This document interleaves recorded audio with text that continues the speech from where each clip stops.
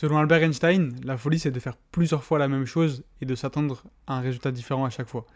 Eh bien, je crois bien que les amis, plusieurs supporters de notre Olympique de Marseille sont complètement fous, selon Albert Einstein. Non, plus sérieusement, voilà, bienvenue sur la chaîne. Très content, non, pas content de vous retrouver cette fois-ci. Enfin, si, content de vous retrouver, mais voilà, j'ai des choses à dire aujourd'hui. Et ça va pas être très positif. Maintenant, voilà, on a suivi un petit peu le week-end de Ligue 1, pas assez pour en parler complètement, très franchement. J'ai pu regarder le match de l'OM dimanche soir, au Vélodrome, contre le Stade de Reims. Voilà, un match nul 2-2, frustrant, mais où il y a quand même du positif, voilà, à tirer. Et où j'ai pas été totalement satisfait, mais où, voilà, comme je dis, j'en ai tiré du positif. Maintenant, voilà, là où ce soir on va parler, enfin aujourd'hui plutôt, on va parler plutôt des choses qui fâchent, avec les sifflets pour Eli Wahi, pardon, je dirais même la bronca, à sa sortie. Bon, voilà, pour remettre un petit peu les choses dans leur contexte, il a loupé trois grosses occasions. Voilà, la tête sur le magnifique centre de Henrique, c'est vrai qu'il la joue mal. Est-ce que c'est vraiment une grosse occasion? Je sais pas. Maintenant, c'est vrai qu'il la joue mal, c'est sûr. Maintenant, les trois autres, ouais, c'est quand même le face-à-face est dur parce que il y a tellement mieux à faire, surtout pour un attaquant de sa qualité et au vu des qualités qu'il avait pu démontrer à Montpellier comme à Lens, hein.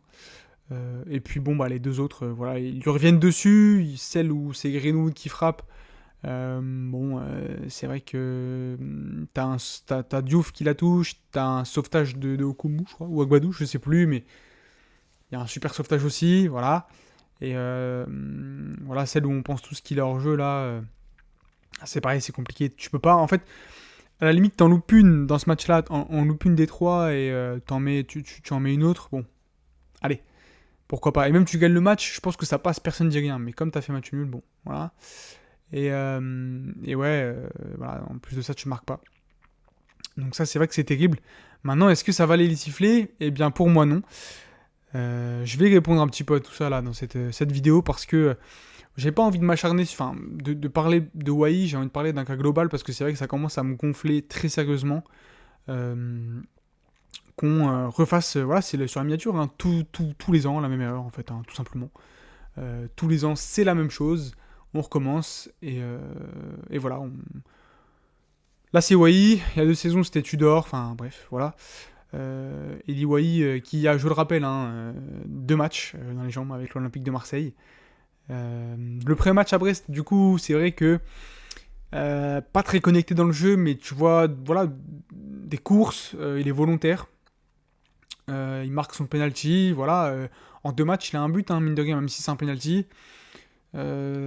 Tous les attaquants de Ligue 1, les attaquants fraîchement arrivés en Ligue 1 peuvent pas se targuer de ça.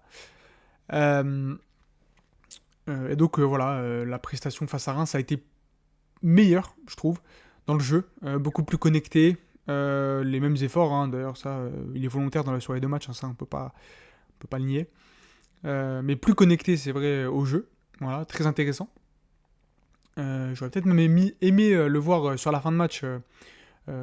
Avec Jonathan Rowe plutôt à sa gauche, mais voilà, bon, ça a été un choix et ça a été d'ailleurs plutôt, enfin, presque payant de la part de De Zerbi si Rowe marque l'action où il y a bon, il y a eu but après, vous allez me dire, mais bon, voilà. Et bon, bah, il y a ces occasions manquées qui font que, voilà, on va parler que en négatif de Wai, mais voilà, moi j'ai envie de sortir le positif, ça a été beaucoup mieux. Au bout de 2 matchs, voilà, il se crée les occasions en fait. C'est ça moi qui me rassure, c'est qu'il se crée les occasions. Oui, il en vendange, mais il se les crée. Donc le moment où il va redevenir efficace, parce qu'on sait que c'est un attaquant qui est efficace, voilà, Montpellier, à Lens, même s'il y a eu une période délicate à Lens, sur la suite c'était un petit peu mieux. Donc il se crée les occasions, il y a un moment où voilà, il va terminer, et là à ce moment-là il sera inarrêtable en fait. Surtout dans un jeu comme celui qui est prôné par De Zerbi où tu te crées énormément d'occasions. Voilà, en Europe, je crois que j'ai vu une stat passer là sur Twitter d'un compte très bien informé. J'ai plus le nom, mais je sais que voilà, à l'époque sur la IATV, On avait fait une émission avec DataFoot, voilà, DataFoot, ça y est, ça m'est revenu entre temps. A sorti la stat comme quoi, voilà, le Paris Saint-Germain et l'Olympique de Marseille étaient les deux équipes qui se créaient le plus d'occasions en Europe. Alors oui, il y a des championnats où ils sont à 3 matchs, peut-être 2 matchs, peut-être, enfin bref. Voilà, on se crée beaucoup d'occasions. Donc en plus dans ce système-là, voilà, Wai il aura forcément des situations et voilà, quand il va planter, quand il va planter ce but qui va lui faire du bien ou son doublé, bah, ça partira et on l'arrêtera plus. Donc voilà. Euh, Maintenant voilà, j'ai envie de parler un petit peu de façon un peu plus globale parce que j'ai des choses à dire, j'ai des choses sur le cœur. Et en vrai, voilà, c'est aussi pour ça que j'ai créé la chaîne. On va se délester de ce poids. En commençant déjà par le premier visuel, une partie des supporters qui se pensent clairement supérieurs aux autres. J'ai eu la chance de discuter avec certains sur Twitter. C'est compliqué, c'est vraiment compliqué. Voilà, ce qu'il faut savoir, c'est que déjà, moi j'habite dans le nord, voilà, il y a un petit ballon de la MSC là. J'habite à Amiens. Du fait de ma situation, je suis encore jeune, tout ça, j'étais en études encore l'année dernière. J'ai pas les moyens financiers, les moyens logistiques de pouvoir descendre à Marseille tous les week-ends. Très honnêtement, j'ai même jamais vu de match au Vélodrome. Voilà. Normalement, c'est pour cette année, mais voilà. Maintenant, ça fait pas de moi moins un supporter que quelqu'un qui est au stade tous les week-ends, je pense. Euh, Parce que je regarde les matchs comme vous, même la plupart du temps, je les regarde 2 fois. Je revois des extraits, des petites analyses, des analyses des matchs. Il y a des comptes compétents sur YouTube, sur Twitter. Je vois des tweets, tout ça. Je suis aussi informé que vous. Les matchs, je les vois comme vous. La seule chose que, oui, je loupe, c'est l'ambiance du stade. Voilà. Et l'atmosphère, on va dire, un petit peu quand t'es là-bas, forcément, tu le vis différemment. Et ça, il n'y a pas de problème. Maintenant, il y a quand même des gens qui arrivent à me dire que je suis moins supporter parce que je n'habite pas à Marseille, parce que je ne vais pas au stade tout le week-end, parce que j'habite pas à Marseille, c'est quand même fort ça. Parce que je vais pas au stade tout le week-end, voilà. Est-ce que ce sont les mêmes gens qui ont sifflé au stade? J'en sais rien, ça m'étonnerait pas, vu le QI qu'il faut pour répondre ça. Et donc ces gens se croient au-dessus en fait. Et quand tu leur apportes un contre-argument, voilà, ils te disent que c'était correct de siffler Wai par exemple, ou c'était correct de siffler Tudor, ou Sampaoli c'était nul parce qu'il y avait trop de possession, ou c'est un cas réel hein, ce que je vous dis. Ça m'est vraiment arrivé. Parce que Sampaoli a trop de possession, ça, c'est nul. Tu leur dis, oui, mais t'as vu, il y a des résultats, il y a ceci, il y a cela. Ouais, mais toi, t'es pas au stade, tu peux pas comprendre. Ouais, mais toi, t'habites pas à Marseille, tu peux pas comprendre l'atmosphère, tu peux pas comprendre le contexte. Ah si, ça m'empêche pas de lire, de me documenter, de regarder des trucs, des reportages, Oui, je la ressens pas comme vous au stade, mais je suis tout autant informé. Et je dirais même que sans me vanter, sans me mettre plus haut que d'autres, parce que je suis pas plus haut, j'ai des limites et je remets en question tout ce que je peux dire, tout ce que je peux comprendre. Bah justement, c'est cette remise en question qui fait que mon avis est peut-être un peu plus juste que ces fameux supporters dont on parle depuis le début. Parce que je remets en question ce que je dis, ce que je pense, ce que je vois. Et ça m'amène à réfléchir souvent voilà, sur le club, etc., sur le match. Je vous dis, des fois, je regarde les matchs en replay 2 fois. Voilà, je revois les actions, je revois les trucs. Enfin bref, voilà, vous avez compris le truc. Donc voilà, cette partie des supporters. Et d'ailleurs, il y a même, je crois que sur Twitter, c'est Talk My Football ou CM Football, je sais plus, une personne qui est agréable à suivre sur Twitter, qui a parlé de gens aussi d'un public vacancier, parce que c'est vrai que c'est souvent en août qu'il y a ces petits sifflets, comme ça peut être le cas pour Wai, donc peut-être un public aussi vacancier, un public qui vient au stade pour voir des buts, qui n'a pas l'occasion de venir à l'année, qui vient au stade pour voir des buts et qui du coup, quand l'attaquant marque pas, siffle. Peut-être, je sais pas. Mais bon, c'est pas le problème. Être vacancier et venir 2 fois par an au stade, ça t'empêche pas d'avoir un cerveau. Donc voilà, j'essaye de rester soft, mais franchement, il y a des trucs, ça m'horripile au plus haut point. Et encore là, j'ai eu une journée hier, j'ai pas pu tourner, donc je suis plutôt à froid. Maintenant, quel impact Voilà, c'est le deuxième petit visuel. Je pense qu'il faut pas avoir bac plus 12 pour comprendre que ces sifflets, c'est un impact, parce que le joueur de football, c'est avant tout un humain. Il y a des joueurs qui arrivent à passer outre, d'autres un peu moins. Voilà, c'est comme ça. Tu as une notion de mental, d'adaptabilité, de ce genre de choses. Alors, les trois quarts de ces mecs vont te répondre oui, mais au prix où ils sont payés, ça change pas le problème. Tu peux être payé à 3 milliards. Ça change pas le problème que tu es un être humain. T'as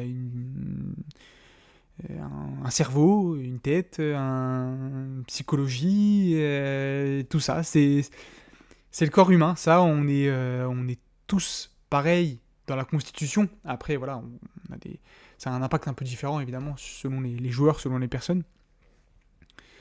Mais voilà, donc tu te perds de confiance, difficulté d'adaptation, même censure. Il y a même des joueurs qui vont peut-être pas oser tenter, pas oser frapper, pas oser dribbler parce que t'as peur de la réaction, t'as peur de te faire siffler, t'as peur de ceci, de cela, de recevoir des insultes sur les réseaux. Voilà, on peut imaginer plein de choses. Voilà, le but n'est pas de trouver des excuses à ces joueurs qui contre-performent.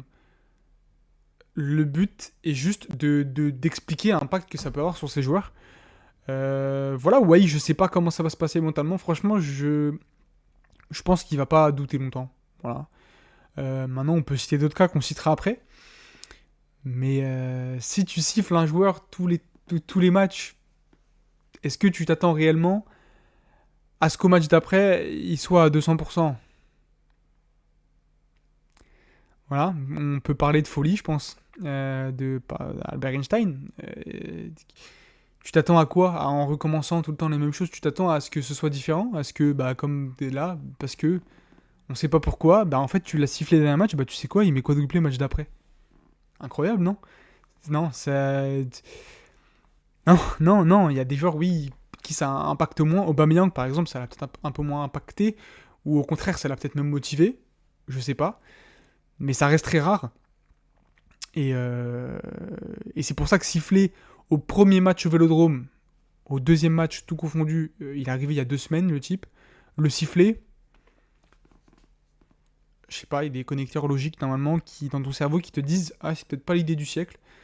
Voilà, faut laisser le temps de s'adapter. Il y a des joueurs, voilà, il y a des joueurs pour qui ça prend un moment de s'adapter et c'est comme ça, tu peux rien y faire et au final le principal c'est quoi? C'est le temps que t'as perdu. Enfin, le temps que tu perds en plus en continuant de le siffler, parce que ça n'aide pas à s'adapter, ça. Hein.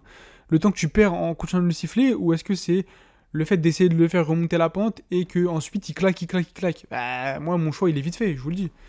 Donc voilà, j'attendais peut-être pas non plus voilà, une ovation pour Iliway à sa sortie. Maintenant de Bronca, bon. Voilà.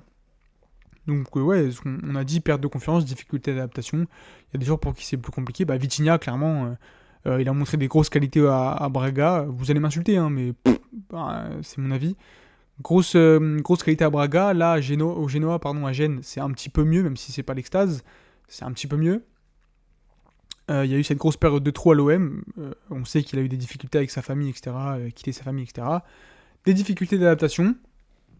Est-ce que vous pensez sincèrement, bon après ça c'est un cas, c'est une personne, c'est un cas isolé, mais est-ce que tu penses sincèrement qu'aller l'attraper à la plage devant sa famille en lui disant qu'il est nul à chier, est-ce que tu penses sincèrement que ça va l'aider à s'améliorer?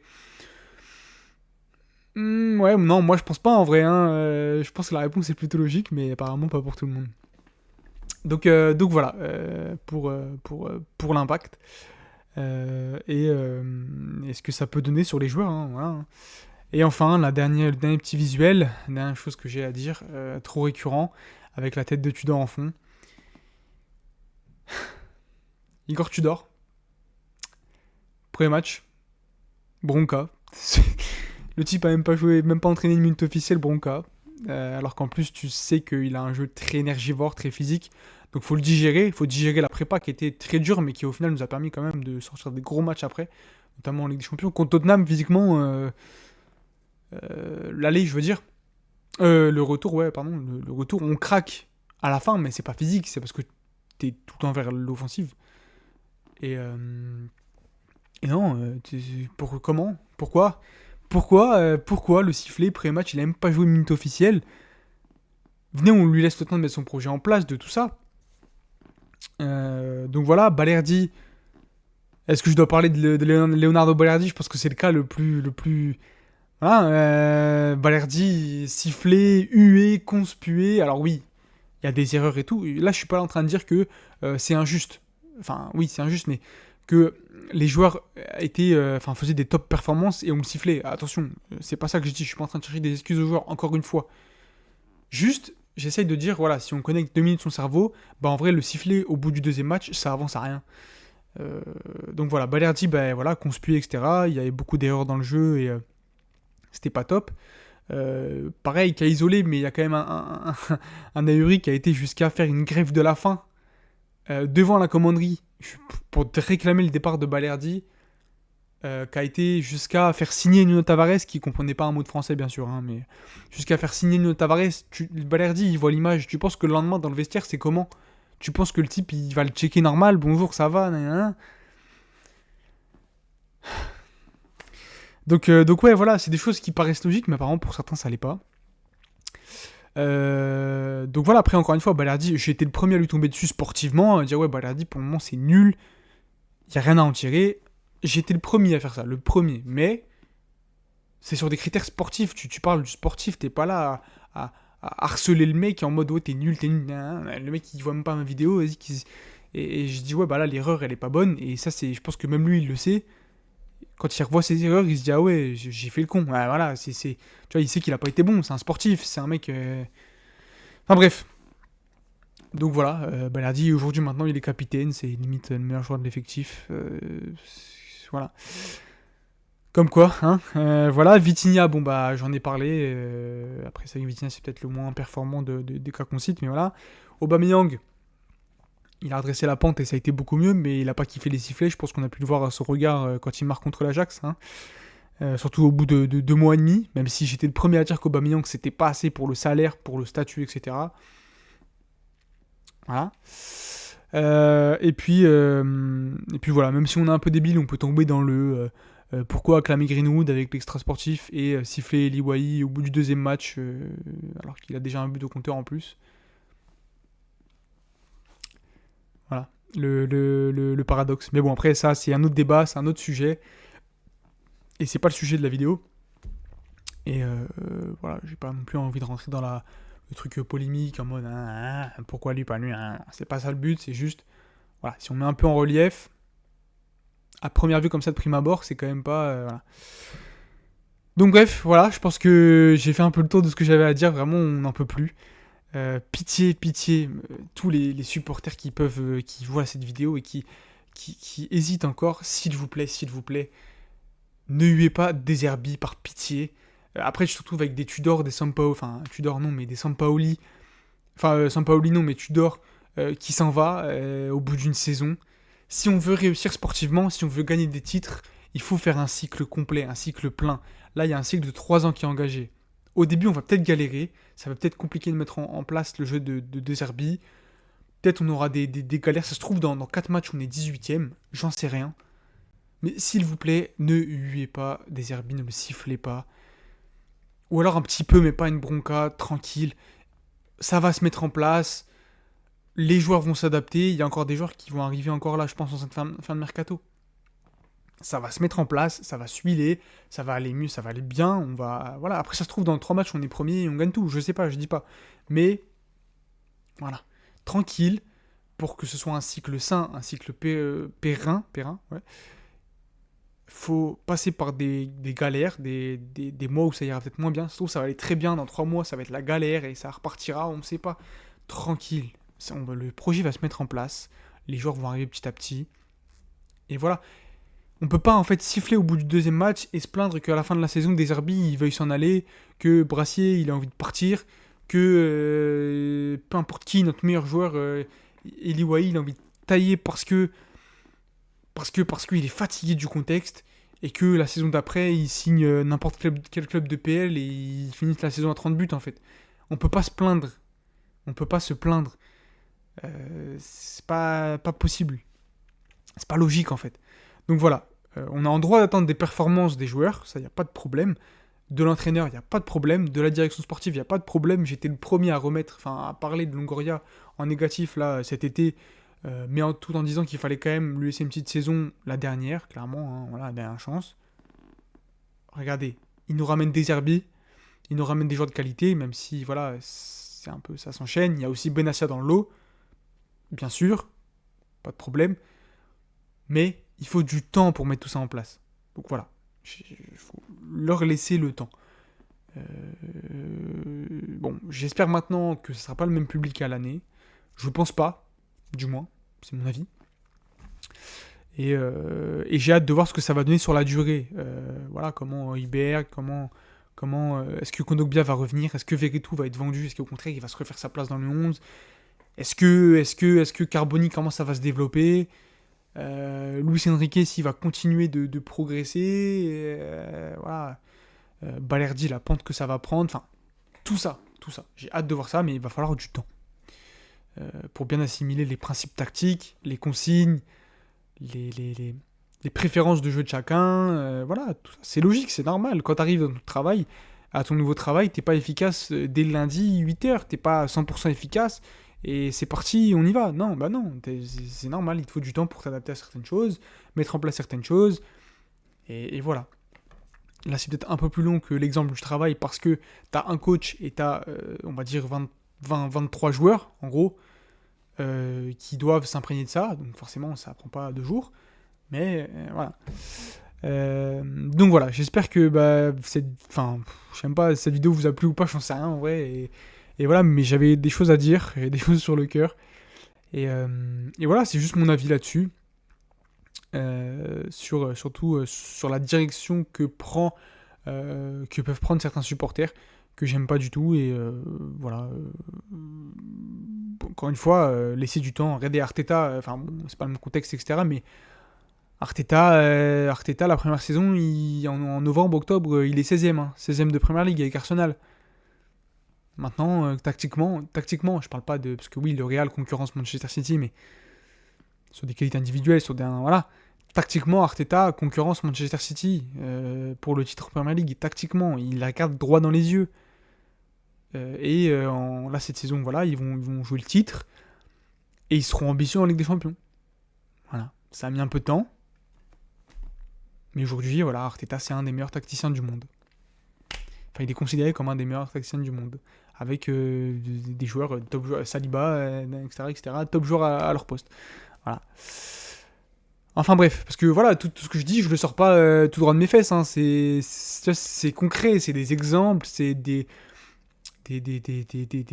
choses qui sont déjà passées, Voilà. Il suffit de se renseigner un petit peu. Enfin bref.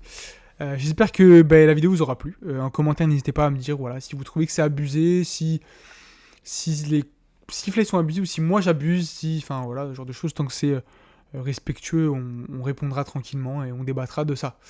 Le petit like, comme d'habitude, ça régale. L'abonnement. Voilà, pour suivre la suite, il y aura 2-3 petites vidéos un petit peu focus sur certains clubs, ça va être sympa. Et sur le mercato, bien sûr, sur la fin du mercato, puisque le mercato se termine bientôt. Donc voilà, sur ce les amis, je vous dis à très très bientôt. Salut.